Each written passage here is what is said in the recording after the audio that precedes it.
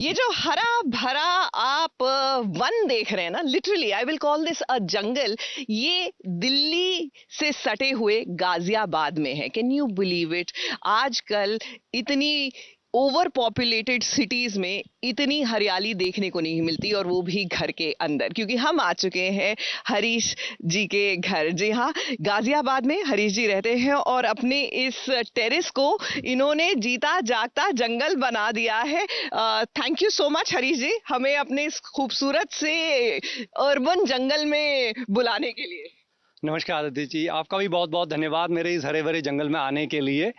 जंगल तो अभी बना नहीं है, लेकिन अभी बनने वाला है। बहुत ज्यादा जंगल बन जाता है मेरा गार्डन। जी हाँ, और इसी पे हम भी टिप्स लेंगे कि आप और हम अपनी लिमिटेड स्पेस में कैसे हरियाली जनरेट कर सकते हैं। बहुत सिंपल है। देखिए, आपने जो भी आपने प्याज के छिलके लिए हैं, इनको किसी भी प्रकार का कोई कंटेनर लीजिए, उसमें इनको भिगो दीजिए। जैसे मैंने आपको ये दिखाऊं, ये दिखे मैंने ये भिगो के रखे हुए हैं, ठीक है। इसमें भी गुड़ जाएगा। इतने से पानी के अंदर गुड़ कितना जाना है ये मैं आपको बता दूं। जैसे ये मैंने 5 लीटर अपने गार्डन के हिसाब से बनाया हुआ है, ये लगभग अब तैयार है, तो इसमें इतना सा गुड़ जाएगा। अब इसको डाइल्यूट फॉर्म में सीधा नहीं डालना है, ये भी ध्यान रखना है। अब ये जितना बना है, इसको 5 गुना पानी के अंदर मिलाना है।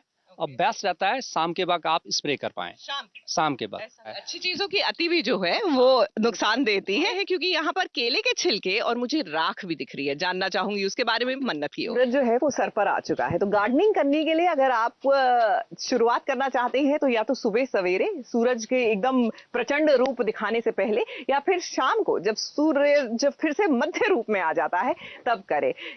पानी जो है वो शाम को देना चाहिए। ये बात एक चीज मैं समझ गई हूँ, क्योंकि दिन में जब आप पानी देते हैं ना, तो इस हॉट वेदर में वो पानी इवेपोरेट कर जाता है before it can be beneficial for the plant. बहुत सारी टिप्स हमें यहाँ पर सीखने को मिली, लेकिन विस्तार में मैं बार बार वही कह रही हूँ, जो आप संक्षेप में सुनते हैं उसके पीछे एक फिलॉसफी होती है। उसको जानने के लिए आप हरीश जी से संपर्क कर सकते हैं। सोशल मीडिया पर वो ऑर्गेनिक रूफटॉप के नाम से है, उनसे संपर्क कीजिए, बेहतर गार्डनिंग टिप्स जानिए। आज के जमाने में जहां लोग ज्यादातर कंप्लेन करते हैं कि हर कोई डूम्सडे स्क्रोलिंग जिसे कहा जाता है ना, कि हम फोन पे लगे रहते हैं, जब एक परिवार एक साथ मिलकर गार्डनिंग जैसी हॉबी लेता है और उसको अपना जुनून बना देता है, तो यकीन मानिए ना सिर्फ आपके प्लांट स्वस्थ होते हैं, लेकिन आपकी फैमिली भी एक स्वस्थ जीवन बिताती है, which I think is the need of the hour to go back to our roots literally.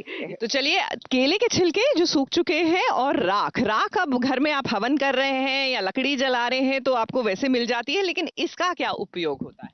जी, आपने सही देखा। राख राख हमारे गार्डन के लिए बहुत ही ज्यादा यूजफुल है, लेकिन ज्यादा राख का भी हमें इस्तेमाल नहीं करना है। 2 चीजें गुलाब पर बहुत मैटर करती है। एक, पानी आपका उसका TDS 150 से ज्यादा है, तब आपका गुलाब लगाना बेकार है।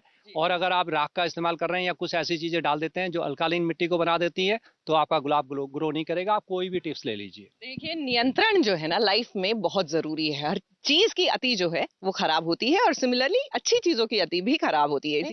तरबूज आजकल बहुत खा रहे हैं हम लोग, गर्मी है, उसका क्या फायदा है और कैसे इस्तेमाल करना है बताएंगे। देखिए, ये एक तरह की ना ग्रीन रेवोल्यूशन चल रही है मुझे लगता है यहाँ पे। हरीश जी की इस छत से इंस्पायर होकर अगर आप देखें तो आस पड़ोस के लोगों ने भी हरियाली जो है उगानी शुरू कर दी है। मुझे वहां दूर एक पपीते का पेड़ दिख रहा है। जी हाँ, आप छत पर पपीता उगा सकते हैं, सब्जियां उगा सकते हैं। यानी कि वो धारणा कि भैया जमीन नहीं है तो आप खेती बाड़ी कैसे करें, हम अपनी सब्जियां फल कैसे उगाएं, ये एक मिथ है। आपको बस सही नॉलेज की जरूरत है, इंस्पिरेशन की जरूरत है। इस वाटर जो है आपके गार्डन के लिए भी बहुत अच्छा होता है। जी जी बिल्कुल मैम। देखिए ना, राइस हम घर में सब चावल बनाते हैं, ठीक है ना। हम इसकी सफाई करते हैं इस प्रकार से, और जब ये पानी निकलता है, इस पानी को हम नाली में बहा देते हैं। पता नहीं कितना लीटर पानी हमारा सब वेस्ट चले जाता है, जबकि हमारी मिट्टी के लिए बहुत ही यूजफुल है। इसको फेंकने के बजाय आप एक किसी भी कंटेनर में इकट्ठा कर लीजिए। प्लास्टिक का कंटेनर हो तो बढ़िया, नहीं तो शीशे का तो बेस्ट है। कपड़े से ऊपर से ढक दूंगा, किचन में ही हमारा ये रखे रहता है,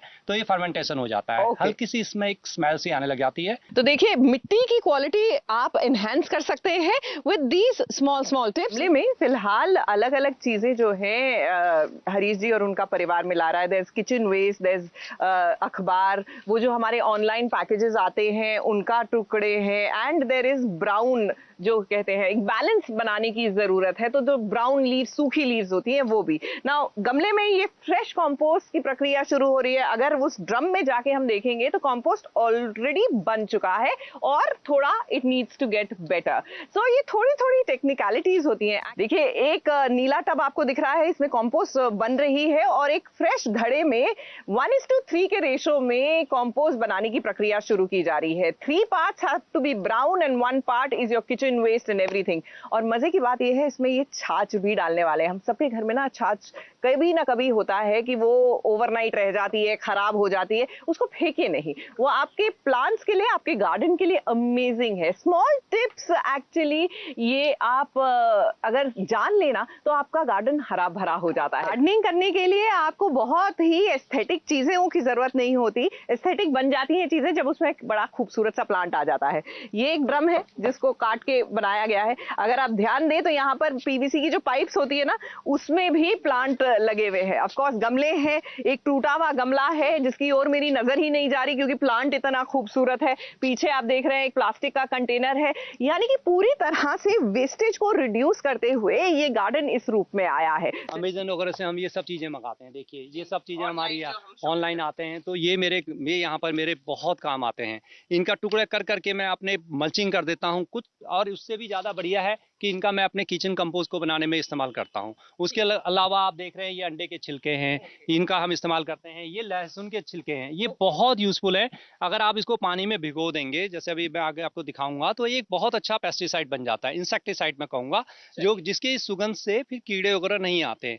ये यहाँ पर प्याज है जो आप देख रहे हैं, प्याज के छिलके हैं रेदर, तो ये पोटास का एक बहुत बढ़िया स्रोत है। आप 3 दिन तक इसको रख सकते हैं। 3 दिन के बाद इसमें एक तेज स्मेल आती है, तो उसके बाद इसको पानी को दोगुना करिए, अपनी स्प्रे बोतल में भर लीजिए, सुबह शाम अपने प्लांट्स पर स्प्रे करिए, किसी भी चीज पर स्प्रे करिए, किसी प्रकार का कोई बीमारी उसके अंदर नहीं आएगी। यानी कि लहसुन का जो छिलका होता है वो आपके इंसेक्टिसाइड और पेस्टिसाइड का काम करता है। एक सब्जी उगाना तो शुरू करें तो थोड़ा थोड़ा कुछ ना कुछ आपको मिलता रहेगा, या कोई भी फ्लावर का आपको शौक है तो आप लगाइए, आपका वातावरण बहुत अच्छा बनता है। जब हमारे एरिया का AQI बहुत खराब होता है, मेरे गार्डन में आके देखिए, आपको हमारा यहाँ का AQI आधा मिलता है, तो इतना भी हमें इसका फायदा होता है। देखिए बिल्कुल, देखिए शुरुआत आज कीजिए, छोटी शुरुआत कीजिए। जरूरी नहीं है कि शुरुआत में ही ऐसा बड़ा सा बाग बनाएं। छोटी शुरुआत कीजिए, गमले से शुरुआत कीजिए, लेकिन कीजिए जरूर, because that is the need of the hour. इसी के साथ दीजिए इजाजत, देखते रहिए ABP न्यूज।